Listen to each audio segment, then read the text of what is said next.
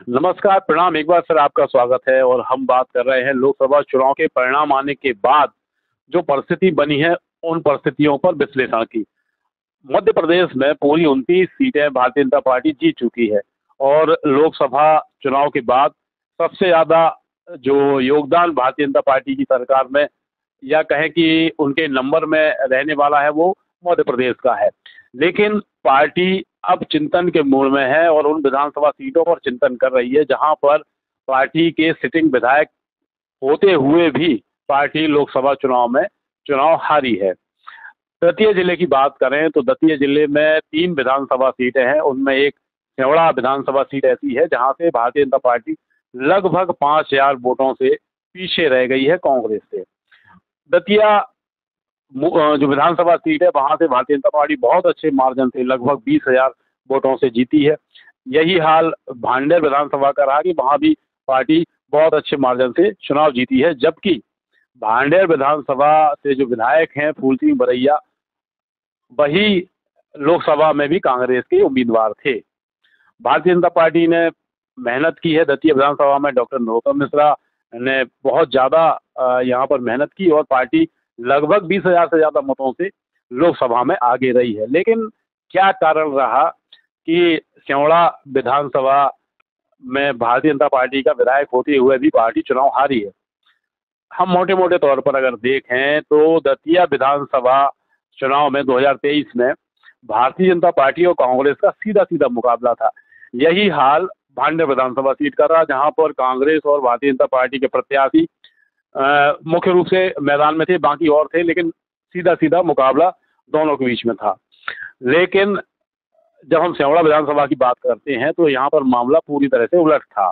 यहाँ पर कांग्रेस और भारतीय जनता पार्टी के प्रत्याशियों के साथ साथ आम आदमी पार्टी का प्रत्याशी भी मजबूत था, बहुजन समाज पार्टी का प्रत्याशी भी मजबूत था। साथ में ही ओबीसी फ्रंट के जो संयोजक हैं दामोदर यादव, वो भी उस समय कांग्रेस से बगावत कर चुनाव लड़ रहे थे और छोटा मोटा उनको मार्जिन नहीं मिल रहा था, बल्कि 29,000 वोट वो लेकर गए थे, जबकि 43,000 कुछ वोट मिले थे विधायक प्रदीप अग्रवाल को। इस लोकसभा चुनाव में ये सारे ही दल, चूंकि कांग्रेस और भारतीय जनता पार्टी में सीधा मुकाबला था, तो गैर भाजपाई दल है वो सारे एक तरफ थे। चाहे बहुजन समाज पार्टी का वोट हो, क्योंकि बहुजन समाज पार्टी को विधानसभा चुनाव में 12,000 से ज़्यादा वोट मिला था, जबकि लोकसभा चुनाव में केवल 1,900 वोट मिल रहे हैं। तो कहीं ना कहीं ये पूरा वोट कांग्रेस की तरफ से हुआ और यही आम आदमी पार्टी का रहा। संजय दुबे जो भारतीय जनता पार्टी से ही टूटकर आम आदमी पार्टी से चुनाव लड़ रहे थे, लेकिन लोकसभा चुनाव में जो उनका कोर वोट था आम आदमी पार्टी का, वो तो कांग्रेस की तरफ ही ऐसे होने वाला था और हुआ भी। यही हाल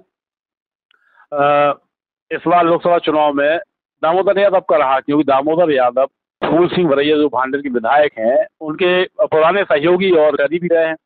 तो दामोदर यादव का पूरा वोट जो है वो फूल सिंह बरैया की तरफ शिफ्ट हुआ। तो कहीं ना कहीं भारतीय जनता पार्टी का वोट जो है जो कम हुआ, उसका कारण ये भी था कि जो विधानसभा चुनाव में जो कांग्रेस मानसिकता का वोट जो है, गैर भाजपाई वोट है, वो बिखरा हुआ था, वो सब इस बार एकजुट हो गया था और एक बड़ा अंतर उनके पास में था। ये जो विधानसभा चुनाव में अगर ये सारे वोट को अगर हम जोड़ लें तो भारतीय जनता पार्टी के वोट से उसकी तुलना करें तो लगभग इसका अंतर 30 से 32,000 होता है, जो लोकसभा चुनाव में घटकर केवल 5,000 के समथिंग रह चुका है।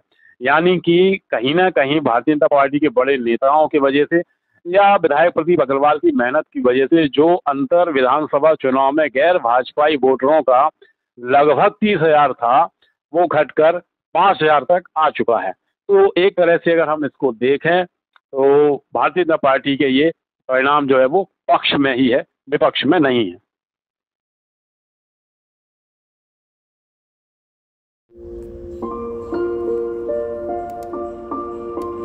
और डॉक्टर साहब की दवाई नहीं तो ये दुआ है, वही अमृत है।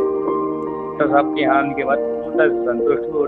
मेरा परामर्श शुल्क जो 300 रुपये हुआ करता था, वो मैंने कुछ दिन पहले ही 200 रुपये रखा हुआ है और एक संकल्प लिया था कि दतिया की जनता की सेवा करना है, तो प्रति माह के अंतिम रविवार को एक निःशुल्क स्वास्थ्य शिविर में लगाने जा रहा हूँ।